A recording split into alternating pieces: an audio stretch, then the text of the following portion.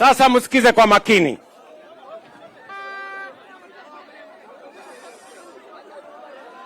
Ile proclamation nimefanya hapa leo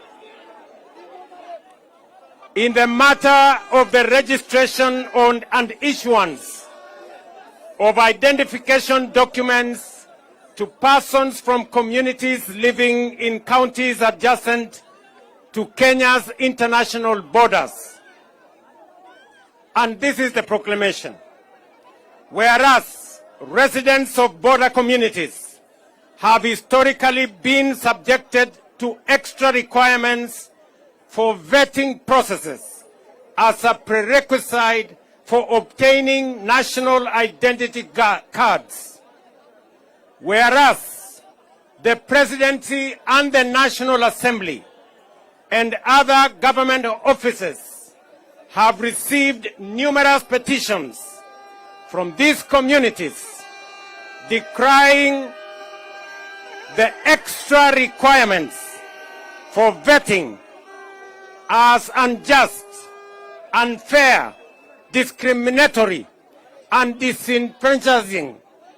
Whereas Article 12(1)(b) of the Constitution of Kenya entitles every citizen to a Kenyan passport and any document of registration or identification issued by the state to its citizens.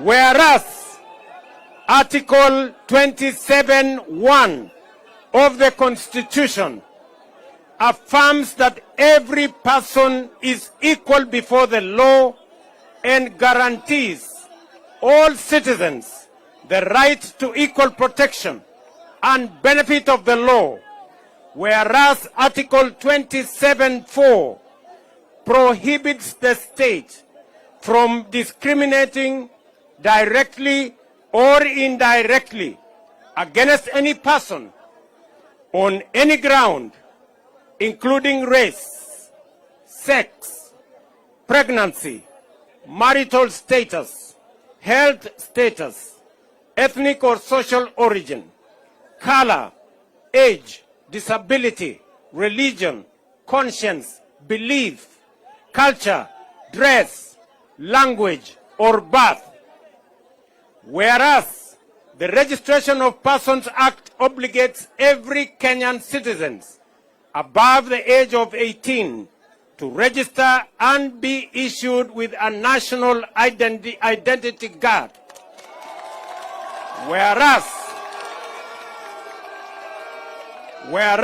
the Ministry of Interior and National Administration has reviewed and piloted new guidelines for registration and issuance of identity cards in border communities. Reasons, therefore, I, William Samoei Ruto, President and Commander-in-Chief of the Kenya Defence Forces, having considered the said petitions in light of the Constitution of Kenya, our national values and principles of governance, by authority vested in me by the Constitution of Kenya, do hereby proclaim and order.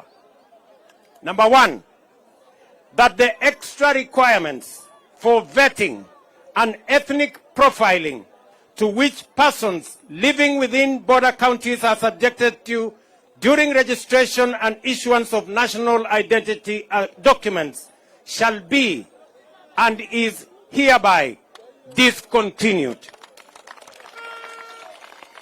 And number two, that persons, bodies, and authorities within the Republic of Kenya mandated to issue national identity documents shall continuously review their guidelines and processes to ensure equitable, fair, and transparent process in identification and registration of all persons. Dated the 5th February, the year of the Lord, 2025. Asanteni sana.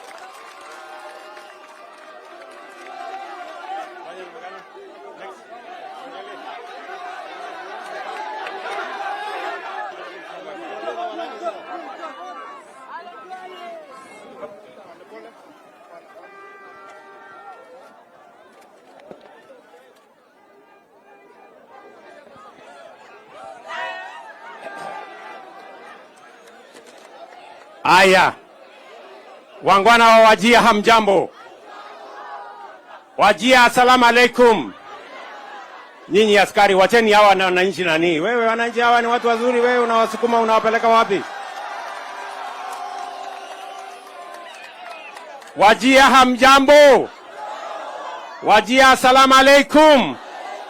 Hebu mnisalimie hewani nione hivi kama tumekaribia Wajir sisi sote. Basi watu wa Wajir, mimi nilisimama kwa uwanja huu, sawa sawa, na wakati nilisimama kwa uwanja huu nikaomba kura zenu. Na mimi kwanza nataka niseme kwa heshima kubwa na kwa unyenyekevu, asanteni sana kwa kura zenu mlizonipatia. We nani, wacha kusukuma wananchi, tutakosana. Tutakosana. Sijui kama tunaelewana. Si ndio? Hawa wananchi ndio wadosi wangu ama ni aje? Sikizeni wangwana. Na wakati tulisimama hapa niliwaambia ya kwamba kuna mambo lazima nifanye Kenya hii ili kusawazisha watu wa Kenya wote wawe sawa mbele ya sheria na katiba ya Kenya. Tunaelewana? Na niliwaeleza ya kwamba hii ubaguzi imekuwa miaka 60. Kwa mapenzi ya Mungu inshallah tutatoa hiyo ubaguzi ndio Kenya iwe sawa. Mimi nataka niwaambie mambo matatu ya muhimu. Watu wa Wajir, mnanisikia? Mimi nataka niwaambie mambo matatu ya muhimu. Jambo la kwanza, mimi nataka niwaambie jambo nimefanya hapa leo.